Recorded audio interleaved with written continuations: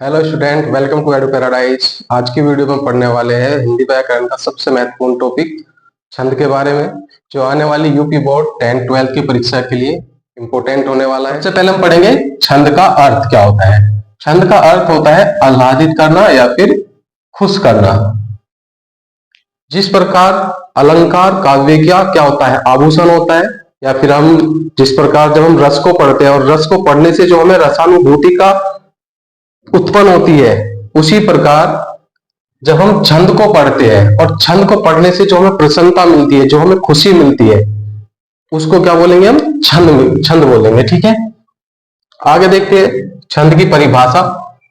जहां किसी पंक्ति रचना काव्य में यति गति तुक का विधान हो, जहां हमें ये सारी चीजें काव्य के अंदर देखने को मिले, तो वहां पे क्या होगा? छंद होगा। ठीक है, या इसकी दूसरी परिभाषा हम कह सकते हैं कि जहां मात्रा और वर्ण आदि के विचार से होने वाली रचना को हम क्या कहते हैं? छंद कहते हैं। ठीक है, और छंद का सर्वप्रथम उल्लेख कहां मिलता है? छंद का सर्वप्रथम उल्लेख कहां मिलता है? ऋग्वेद में मिलता है। हमारे 4 वेद होते हैं और 4 वेद में ऋग्वेद क्या है? सबसे प्राचीन वेद है। ठीक है, और आगे देखेंगे कि छंद शास्त्र के प्रणेता, या तो हम प्रणेता बोल सकते हैं या फिर छंद शास्त्र के जनक कहें तो किसको कहते हैं? हम पिंगल ऋषि को। छंद शास्त्र के प्रणेता किसको कहेंगे? हम पिंगल ऋषि को। क्योंकि पहले कौन होते थे? पहले ऋषि मुनि होते थे। ठीक है, और इसी के नाम पर छंद शास्त्र को हम पिंगल शास्त्र भी कहते हैं।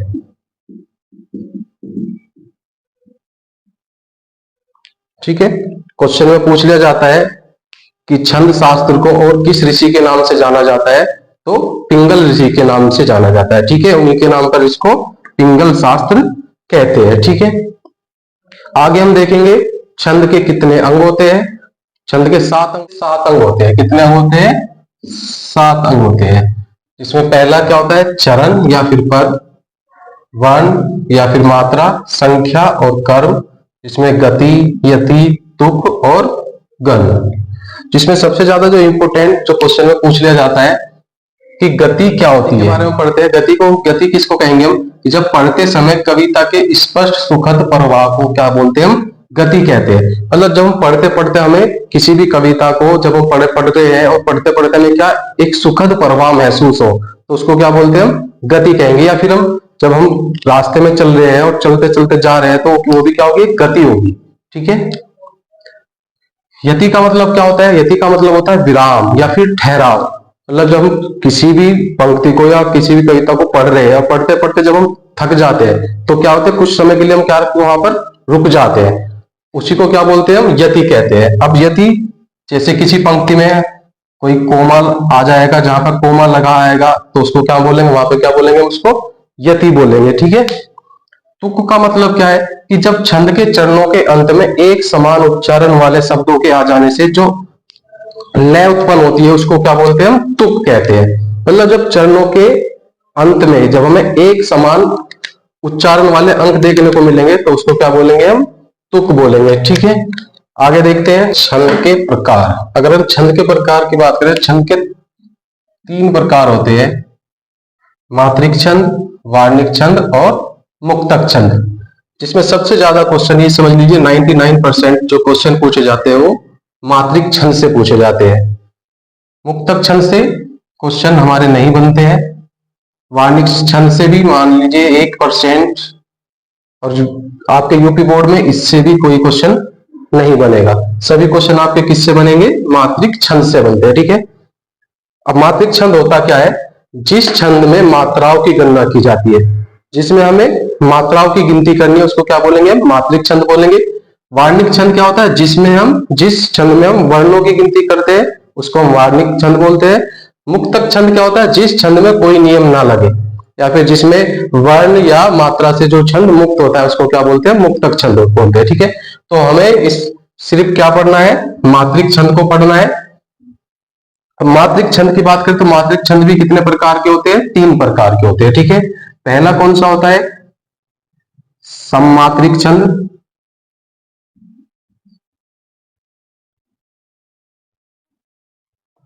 दूसरा होता है अर्ध सममात्रिक छंद।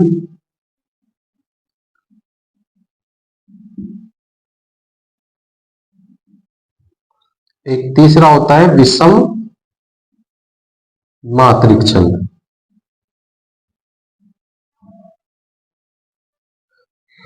सभी के बारे में डिटेल में पढ़ेंगे। सबसे पहले हम देखते हैं सममात्रिक छंद को। सममात्रिक छंद क्या होता है? लिखेंगे जिसकी, या फिर ऐसे लिख सकते हैं जिसमें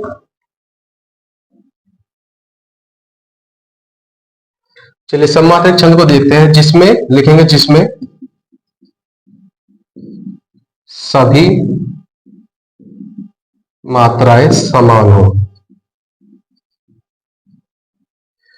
इस छंद के सभी चरणों में समान मात्राएं होती है, ठीक है। जैसे इसमें 4 छंद हो गए, कौन कौन से? पहले हम देखेंगे, सबसे पहला होता है चौपाई, जिसके प्रत्येक छंद में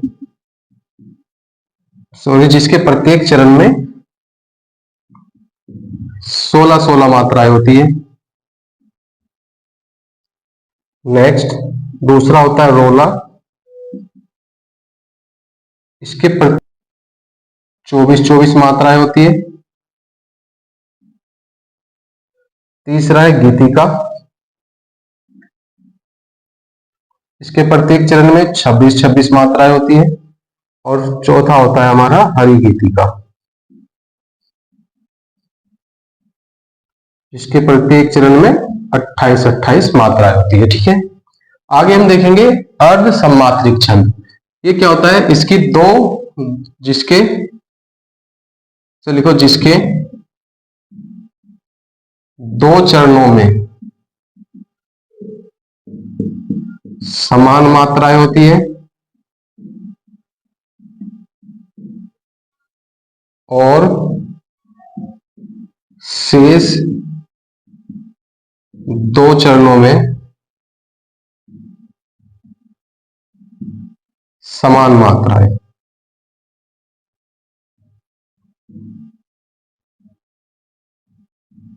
ठीक है, इसमें कौन कौन से आएंगे? सबसे पहले दोहा, जिसके विषम चरणों में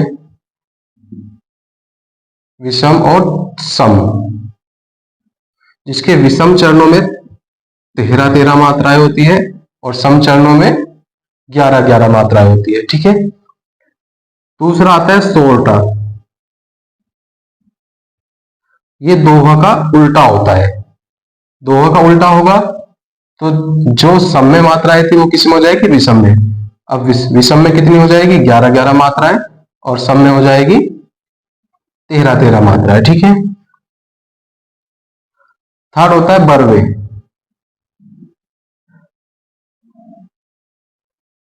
12-12 और सम में होती है 7-7 मात्राएं।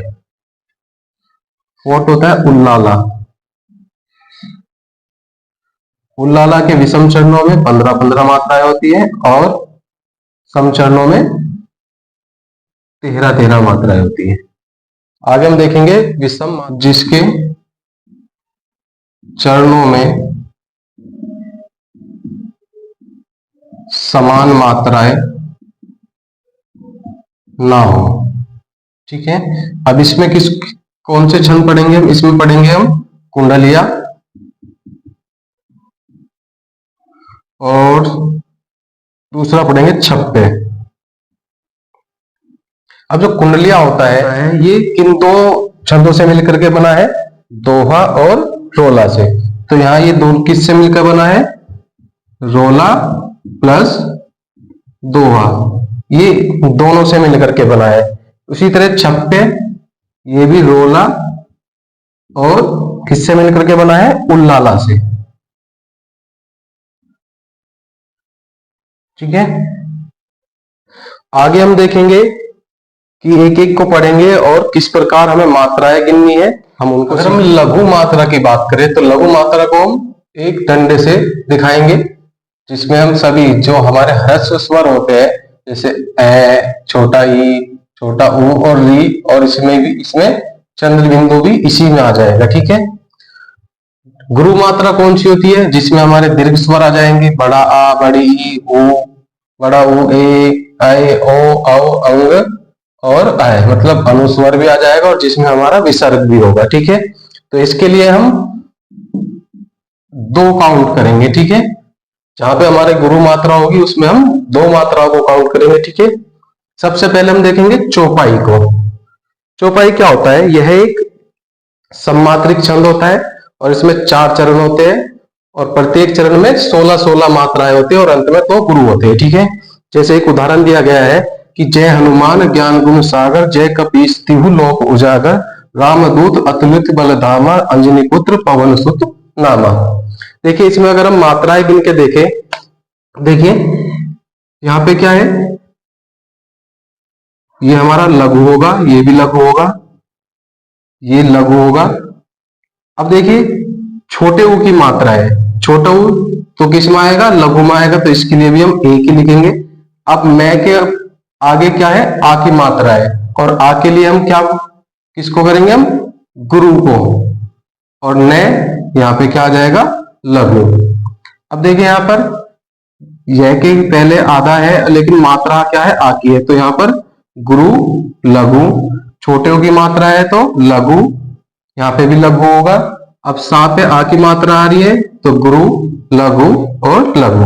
अगर हम मात्रा को काउंट करके देखें, 1 2 3 4, 4 2 6 और 1 7 और 2 9 10 11 12 13 14 15 16, तो कितनी मात्राएं होगी इसमें?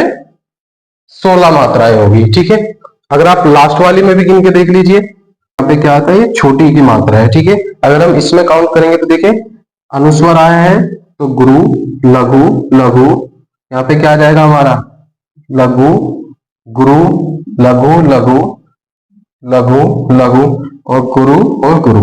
अगर हम इनको काउंट करके देखें तो 2 3 4 5 और 2 7 और 3 10 11 12 13 14 और 15 और 16, तो इसमें भी कितनी मात्राएं होगी? 16 मात्राएं। ठीक है, तो इसकी सभी चरणों में कितनी कितनी मात्राएं होगी? 16-16 मात्राएं होगी।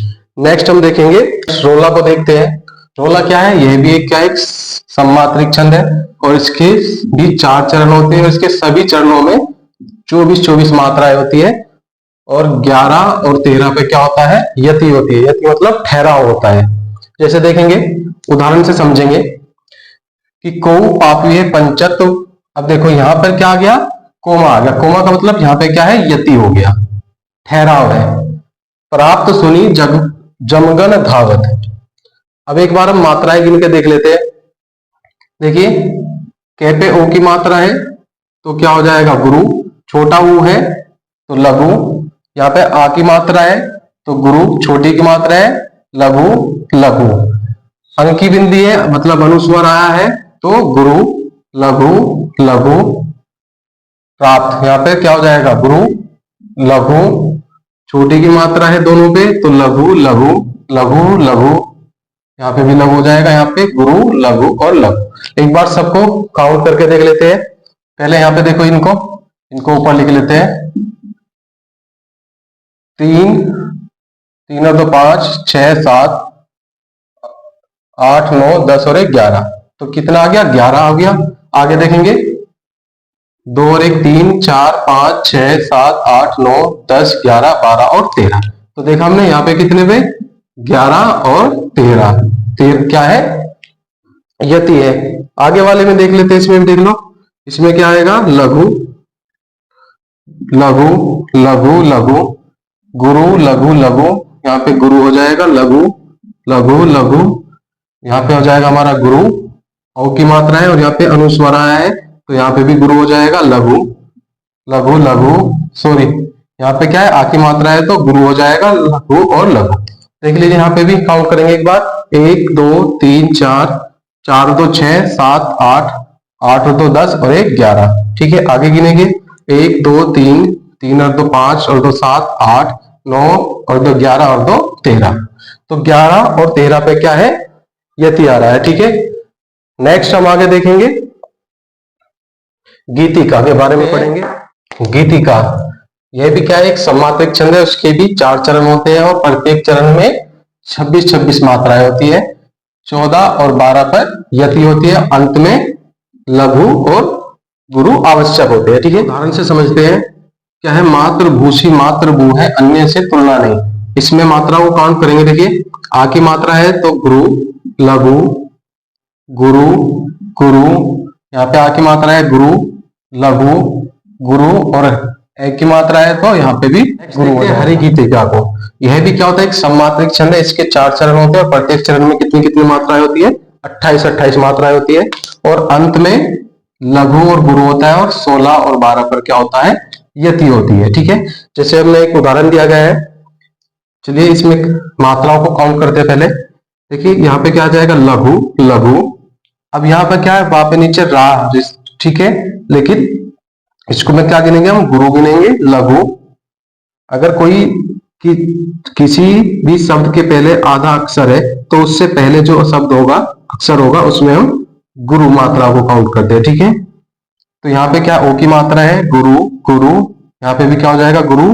ए की मात्रा है, यहाँ पे लघु। अब देखिए ता के बाद में विसर्ग आया है तो यहाँ पे गुरु हो जाएगा, लघु, लघु, लघु, लघु, लघु। यहाँ पे बड़ी की मात्रा है तो गुरु, ओ की मात्रा है तो गुरु, आ की मात्रा है, यहाँ पे भी गुरु, यहाँ पे लघु आ जाएगा। देखिए चंद्र बिंदु है लेकिन यहाँ पे क्या है, आ की मात्रा है, तो इसलिए यहाँ पे भी कितना हो जाएगा, क्या हो जाएगा, हमारा गुरु हो जाएगा। एक बार काउंट कर लेते हैं कि 28 मात्रा है या नहीं।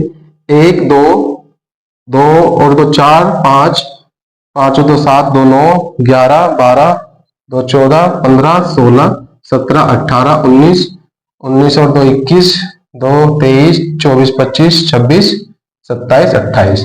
तो कितनी मात्राएं होगी इसमें, 28 मात्राएं होगी। ठीक है, इस वीडियो में हम इतना ही पढ़ेंगे, बाकी जो भी बचा है वो हम नेक्स्ट वीडियो में पढ़ेंगे। ठीक है।